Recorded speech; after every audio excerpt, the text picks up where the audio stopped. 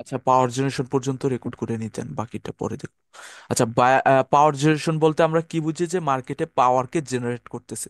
মার্কেটে কি করতেছে? পাওয়ার জেনারেট করতেছে। যে কোনো পার্টির মুভমেন্ট দিতে হলে পাওয়ার জেনারেট করতে হয়, কারণ গাড়ি চলতে হলে যেরকম ফিউল প্রয়োজন হয়, ক্যান্ডেলসের বা মার্কেটের লং টার্মে বা অনেকক্ষণ দীর্ঘক্ষণ চলার জন্য একটা কি প্রয়োজন? পাওয়ার জেনারেশনের প্রয়োজন হয়, যেন অনেকক্ষণ চলতে পারে মার্কেট। পাওয়ার জেনারেশনের পর অলওয়েজ আমরা 3 থেকে 4টা ক্যান্ডেলের মোমেন্টাম প্রেডিক্ট করতে পারি। এটা হচ্ছে পাওয়ার জেনারেশনের টপিক। আচ্ছা, পাওয়ার জেনারেশন আমরা কোথায় দেখবো অলওয়েজ? পাওয়ার জেনারেশন আমরা অলওয়েজ দেখবো মার্কেটের এন্ট্রি পয়েন্টে। মার্কেটে এন্ট্রি পয়েন্ট কয়টা থাকে? দুইটা থাকে, একটা হচ্ছে বায়ার্স এন্ট্রি পয়েন্ট আর একটা হচ্ছে সেলার্স এন্ট্রি পয়েন্ট। এখন এখানে কয়টা এন্ট্রি পয়েন্ট? এখানে সেলার্সদের এন্ট্রি পয়েন্ট। আর এখানে কয়টা? এখানে কাদের এন্ট্রি পয়েন্ট? এখানে হচ্ছে বায়ার্সদের এন্ট্রি পয়েন্ট। এখানে কাদের বাসদের এন্ট্রি পয়েন্ট? সেলার্সদের। এখানে কাদের এন্ট্রি পয়েন্ট? সেরাদের বায়ার্সদের। আরেকটা এন্ট্রি পয়েন্ট আছে, বাসদের আরেকটা কিরকম? ট্রেন লাইনের এন্ট্রি পয়েন্ট। লাইক এভাবে যদি ট্রেন লাইন ফলো করে মার্কেট, তাহলে এটাকেও আমরা কি ধরতে পারবো? এন্ট্রি পয়েন্ট হিসেবে ধরতে পারবো। সাপোজ এভাবে যদি মার্কেট যাচ্ছে, তাহলে এটাকেও আমরা কি ধরতে পারবো? এন্ট্রি পয়েন্ট হিসেবে ধরতে পারবো। আমরা পাওয়ার জেনারেশন এই দুইটা জায়গায় দেখব। মিডলে যদি পাওয়ার জেনারেশন হয়, তাহলে আমি আসতেছি ওইটা আরো পরে। আচ্ছা, এখানে আমরা পাওয়ার জেনারেশন কোথায় কোথায় দেখবো? এখানে একবার দেখবো আর এখানে একবার দেখবো। এছাড়া যদি মিডলে পাওয়ার জেনারেট হয়, তাহলে ওটাকে আমরা কাউন্ট করব না। আচ্ছা, মিডলের পাওয়ার জেনারেশন এখন আমরা কিভাবে দেখবো? আচ্ছা, পাওয়ার জেনারেশন আমরা কিভাবে ক্যান্ডেল দেখবো? দেখবো কি ভাই? দাঁড়ান দাঁড়ান ভাই। সাপোজ এটা একটা জোন, মানে এন্ট্রি পয়েন্ট। সাপোজ এটা একটা কি এন্ট্রি পয়েন্ট। এখন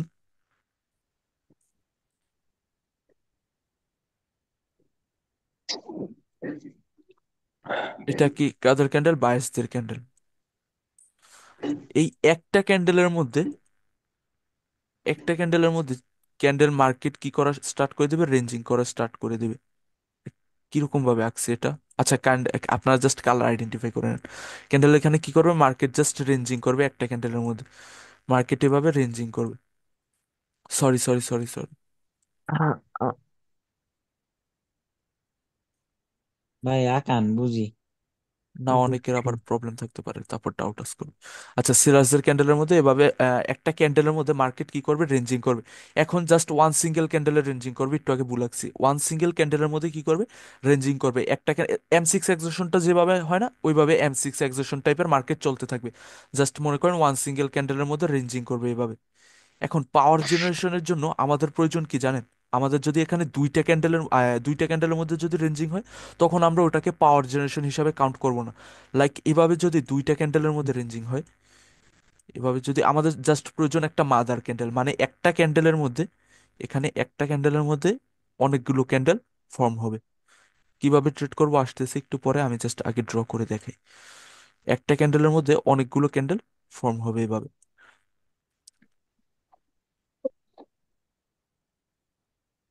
এভাবে একটা মানে ক্যান্ডেলের মধ্যে, রেড গ্রিন হ্যাঁ, নাকি? রেড গ্রিন ফর্ম হবে, রেঞ্জিং থাকবে মার্কেটে। কিন্তু নোট নোট ডাউন করে রাখবেন যে একটা ক্যান্ডেলের মধ্যে, এখানে একটা মাদার ক্যান্ডেলের মধ্যে অনেকগুলো ক্যান্ডেল ফর্ম হবে। তাহলে এটাকে আমরা কি কাউন্ট করব? পাওয়ার জেনারেশন হিসেবে কাউন্ট করব। এখন এখানে আমাদের প্রয়োজন কি? Entry point. আমাদের কি প্রয়োজন পাওয়ার জেনারেশনের জন্য? Entry point. সাপোজ এটা কাদের এন্ট্রি পয়েন্ট? এটা সেলার্সদের এন্ট্রি পয়েন্ট। সাপোজ এটা কাদের এন্ট্রি পয়েন্ট? সেলার্সদের এন্ট্রি পয়েন্ট। ওইটা আমি ক্লিয়ার ড্রয়িং দিচ্ছি একটা। সাপোজ এটা কাদের এন্ট্রি পয়েন্ট? সেলার্সদের এন্ট্রি পয়েন্ট।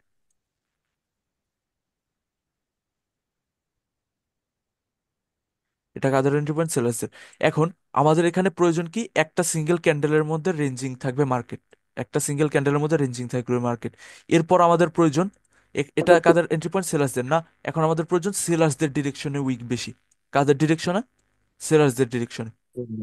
সেরা- এখানে আমাদের প্রয়োজন সেলার্সদের ডিরেকশন উইক বেশি। যদি এখানে বোথ সাইডের উইক থাকে, যদি এখানে বোথ সাইডের উইক থাকে, আপনি অ্যাভয়েড করে দেন, আপনি বেস্ট হবে অ্যাভয়েড করে দেন।